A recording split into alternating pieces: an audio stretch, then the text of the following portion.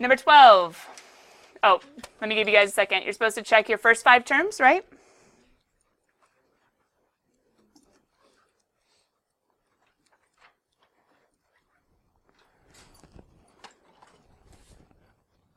Good. Number 22, first 5 terms. 1/2, -1/5, 1/10, -1/17, 1/26. In BC, we call that an alternating series. Alternating, the sign alternates. Boop, boop, boop, boop. Okay. Number 34, matches B. As in beta. As in boy. Number 60, first 5 terms. Did you guys stop at 4? Hopefully, because the first term was at 0.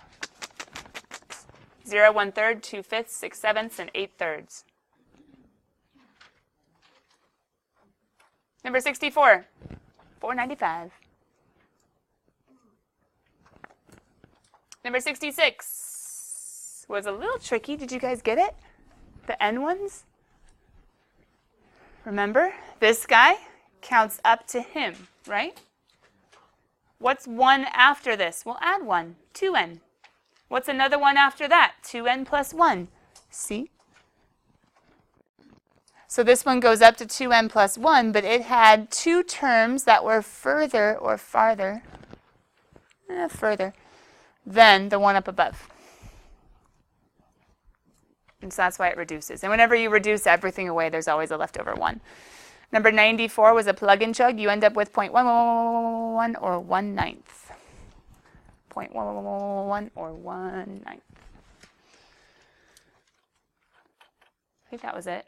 Can we just keep checking evens since you guys are going? See if you guys have any questions later. Okay, section 9.2. 14, yes, arithmetic because D equals -3. You had to have negative because it was subtraction, but common difference is defined to be addition, so you had to add the negative, add the negative. Number 40, you can see your first 5 terms. Well, the first term was given, sorry, that's kind of lame, but 200, but then 190, 180, 170, 160.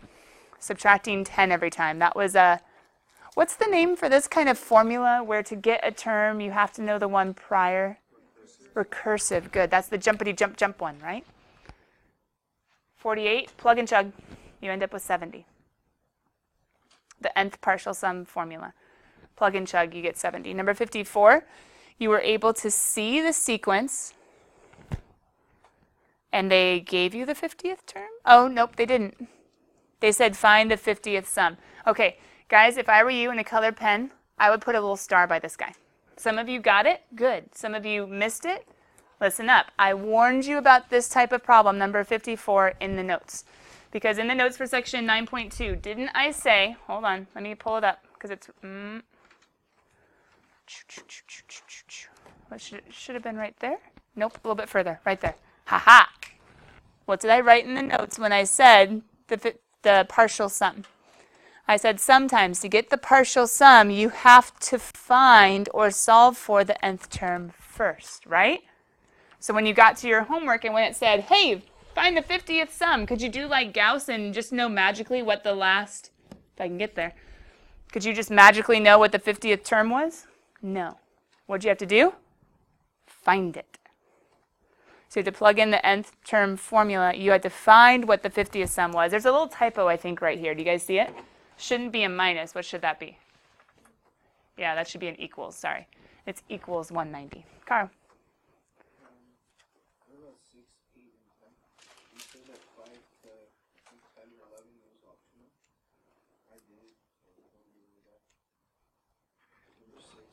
Let me look at the assignment really quickly. Oh, it means odd. Sorry, bud. So if you want to check the evens, you can drop by any lunchtime or after school. We can check it real fast. Okay? No, it's okay. It's okay. But I understand why you thought that. I apologize that that was confusing. We haven't really used the O very much this year.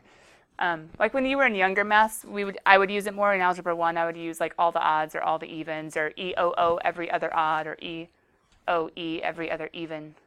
I don't know. We haven't used it a lot. Sorry, bud. I didn't even think of explaining it.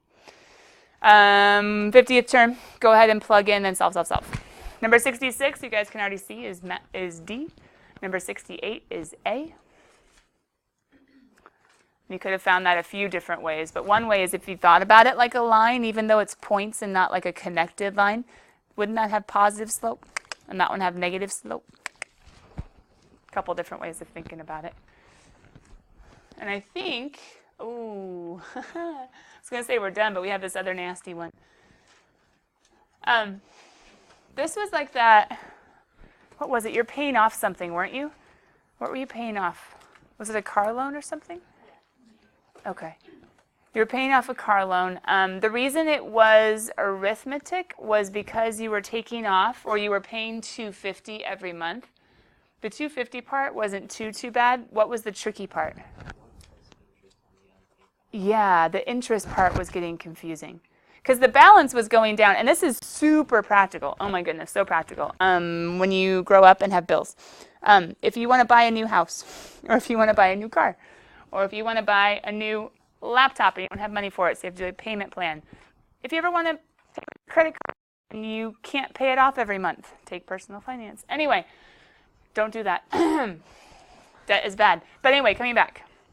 I don't believe all debt is bad quite as strongly as Mr. Will does, but I'm much closer to Mr. Will than like the normal just pick a person off the street. I definitely be closer to Mr. Will on that. But then coming back, when you make payments, you're not just paying for the balance. Do we kind of know that already? When you make payments on something that you can't pay off right away, you buy a house, how many people pay with cash? How many normal people pay with cash? You take out a loan, right? Most people, when they buy a new car, pay with cash. Most people, I mean, we live in San Fernando Valley. I don't. I wouldn't. I've never had a new car, probably never will. But anyway, coming back. Okay, most people, when they go to pay for a new car, take out a loan, right? Okay, how do loans work? Why are there banks and places that make livings and have employees that make livings on giving you loans? That doesn't make sense. They give you money, but you pay interest. Oh, Interest makes everything more complicated. Makes credit cards more complicated. But anyway, yes, you're paying $250, which is actually a pretty good percentage to be paying off on the balance every single month, right? You're paying $250 off. But what else do you have to pay? The interest on what's remaining. On what's remaining before your payment. So what was going on is you paid $250 plus 1% of the original $5,000. $250 plus 1% of what was remaining at the beginning of that month, making your payment $47.50. So you have to make all of these additional payments. Now what's nice as you keep on paying, what's going down? Your interest is going down. So is your balance, but anyway. So it was a little bit tricky as far as putting two and two together, putting all the information together. But the interest that you are paying, the payment that you are paying in the 20th, whatever it is, month, is $252.50, so you're paying barely any interest. And then how much have you paid? $5,525. And how much of that was interest? $525. So I think this was, were you trying to figure out when you were going to pay it off? Was that it?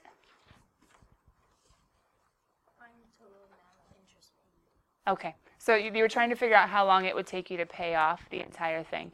So you could have just divided basically 5,000 by 250 and you would end up with 20.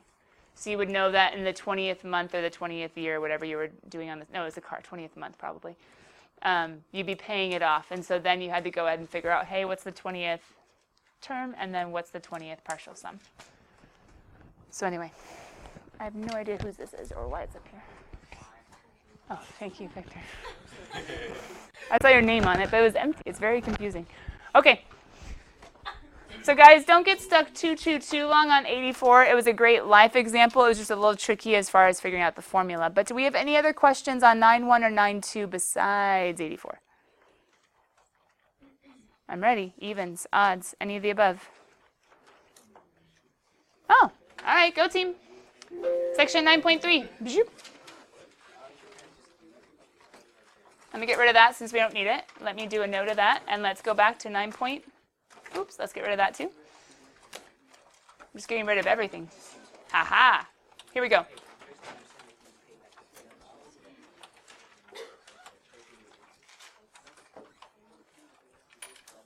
You guys okay if we skip the word problem from 9-2? I think we're all right. Good.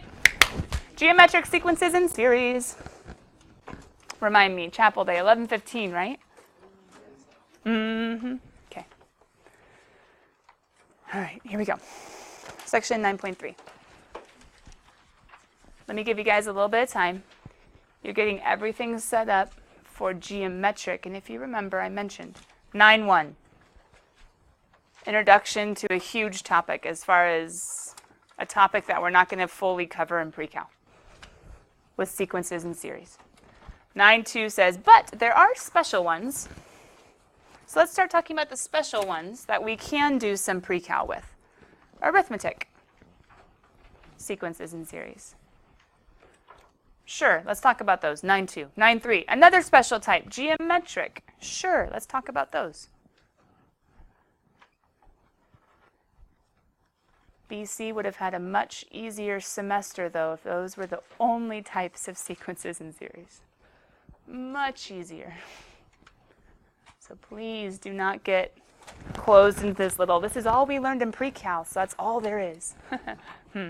Dangerous in any field, any class, any discipline. To be honest, any religion or life philosophy. So please realize once again, Section 9.2, Section 9.3. Here are some special types, but there are way more out there. We just don't have to deal with them, which is nice. As you guys are writing this, if I were you, I would show the jumpity jump jump of times R. Not plus D, but times R. As you guys are doing that,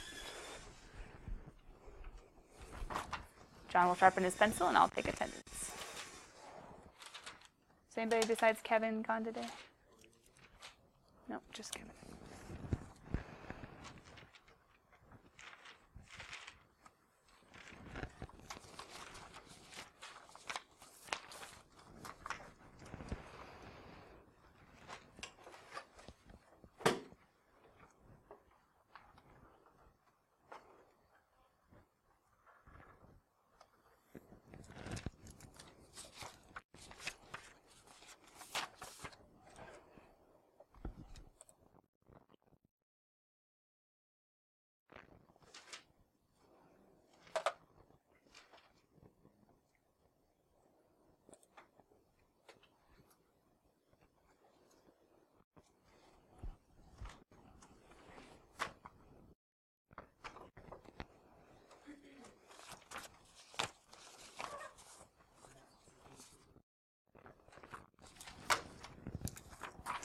All right, guys, let me check my email real fast.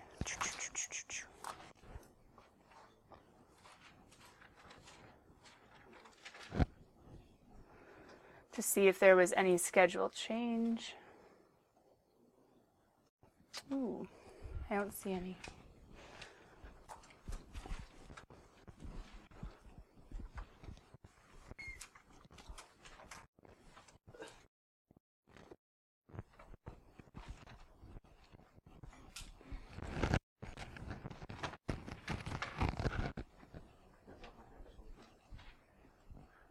Let me go ahead and dual page real fast.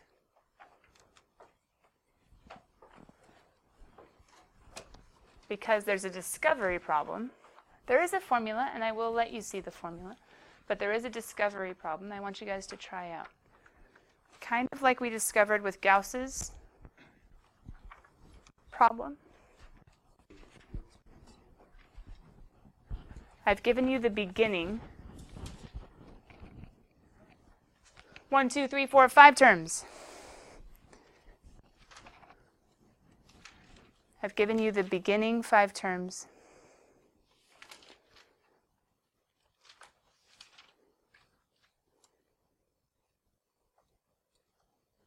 At the beginning, the discovery is asking for the 10th term.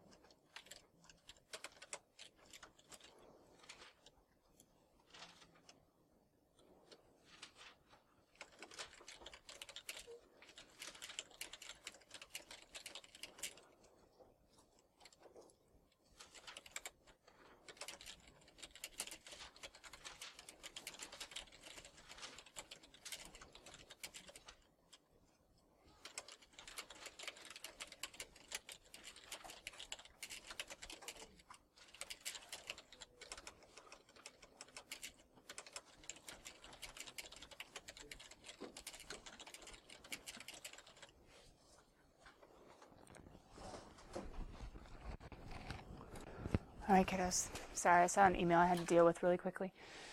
Okay, common ratio. Common ratio. For any sort of geometric sequence, when to get from one term to the next, you multiply by a constant, just like with the arithmetic ones with a common difference. It does need to be common, so it does need to be the same as you go. It's not just a pattern. It's not like times 3 times 4 times 5. No, no, no, no, no. It has to be the same value. But a common ratio, R, is what defines a geometric sequence. So if a homework question says something to the effect of, is this a geometric sequence? If you can find a common ratio, then yes. However, sometimes the common ratio can be whole numbers or fractions. Remember with arithmetic ones with common differences, it could be adding or subtracting, but it's like adding a negative. For common ratios, for geometric, it can be multiplying and making it bigger, or it can be dividing, but how would we show dividing? Because your brain will see division, but how would we write it? As a fraction, 1 over. So if you look at the sequence and you're like, oh, it's divided by 2 every time, that's good, but you have to say, what's the common ratio? If it's divided by 2 every time, what would the common ratio be? 1/2. Does that make sense? If it's divided by 3, 1/3. If it's, I don't know, you could have nastier ones, but I just wanted you guys to realize the common ratio could be whole numbers or it could be fractions. As you guys look at this sequence right here, what did you pick out as the common ratio? What was the pattern? Good, so it's geometric, first of all. The common ratio is 2, second of all. And so then if we wanted to find the a sub 10th term, could we do that recursively? Like keep jumpity jump jump jumping. Yeah, we could do times 2 times 2 times 2 times 2 times 2, right? However, did anybody try to think of a way to simplify the process and get there faster? Times what? 512. How'd you get 512?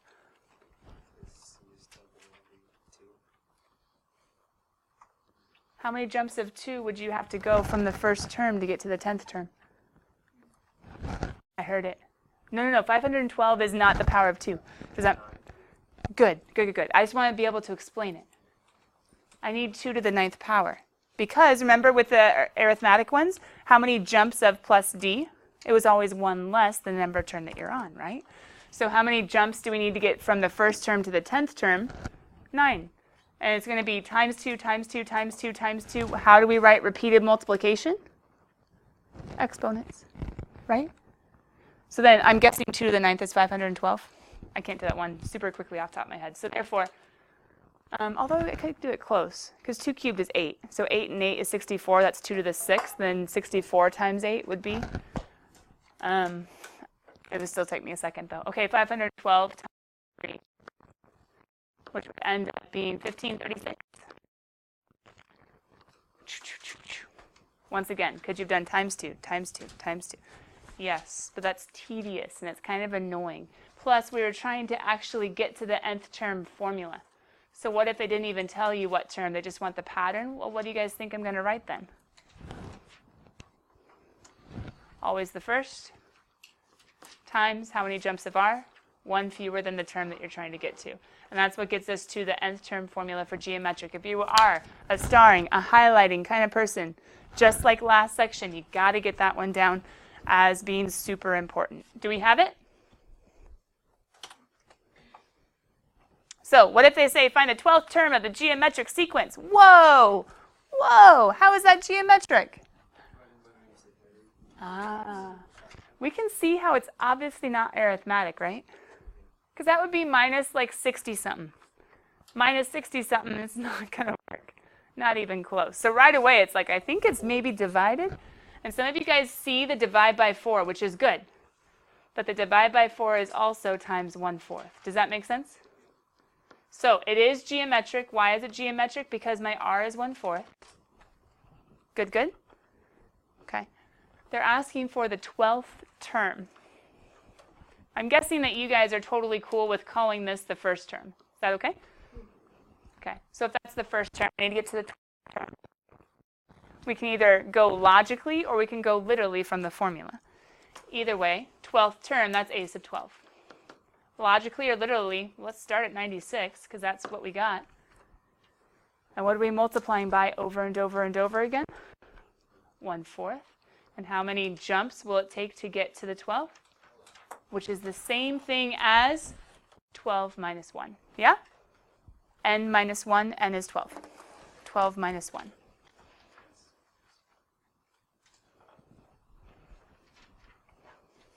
Which is going to be a very, very, very, very, very small number.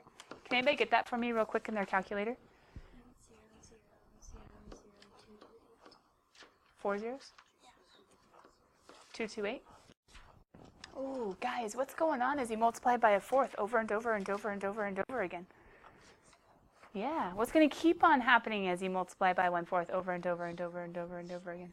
Does that seem, just from your very limited experience, does that seem like it's converging, the sequence, or diverging?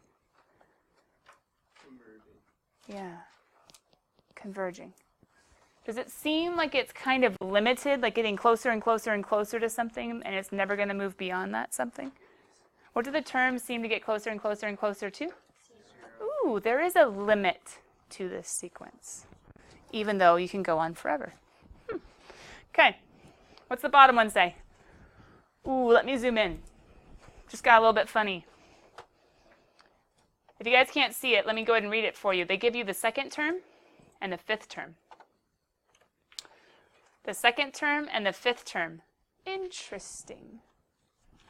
Now, here's a bummer. Find the indicated sum of the geometric sequence. I have no idea what the indicated sum is, so let me pause. And as I pause, you guys be thinking about a sub 2 and a sub 5. They just gave us a big clue, even though I'm missing part of the problem. It says it's geometric, which means there must have been a common ratio that got multiplied how many times to get to that second term?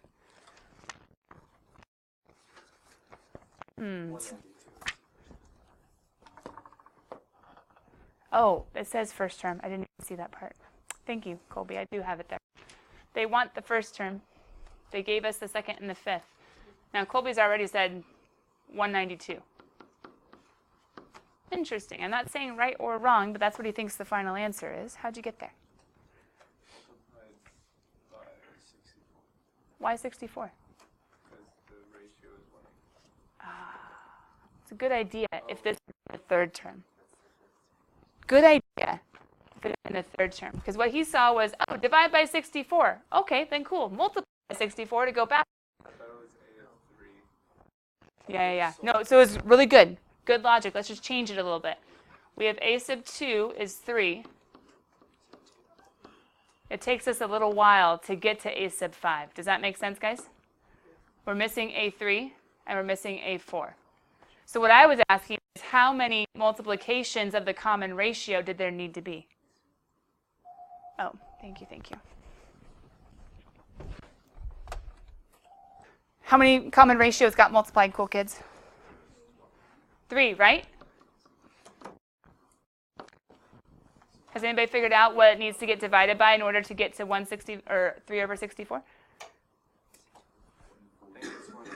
Yeah. That would work, right? If you divide by 4, divide by 4, divide by 4. So therefore, my R needs to be 1/4. Then how can we apply what Colby did now that we know the common ratio is 1/4? How are we going to go backwards?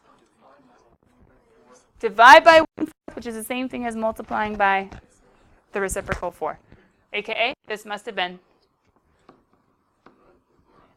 Does that make sense? In order to get to 3 by dividing by 4, I must have had 12. Is that cool? Okay. That's the nth term formula. What are we missing? The nth partial sum. Ooh, formula with a sigma again. Go team. The nth partial sum formula. If you're a highlighting, starring kind of person. Highlight, star that formula. If you're a highlighting, starring kind of person. Highlight, star that formula. Because even though this sigma notation is good, and if I can rewrite something like this just to be something like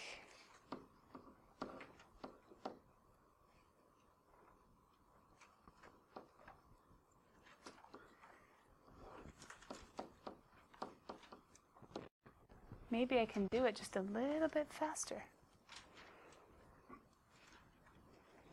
if I can rewrite something like this to be something like that and say, oh, he's really just a 12th partial sum of a series that starts at 4.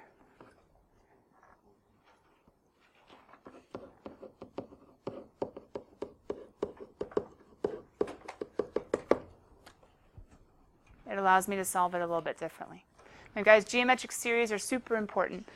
And I'm guessing the schedule didn't get changed, so I'm guessing the bell is about to ring in 2 seconds. So you can definitely start this homework, but the nth partial series sort of thing, let's just work on a little bit more tomorrow. Sound good? Okay. Thanks, cool kids. I will see you later, alligators.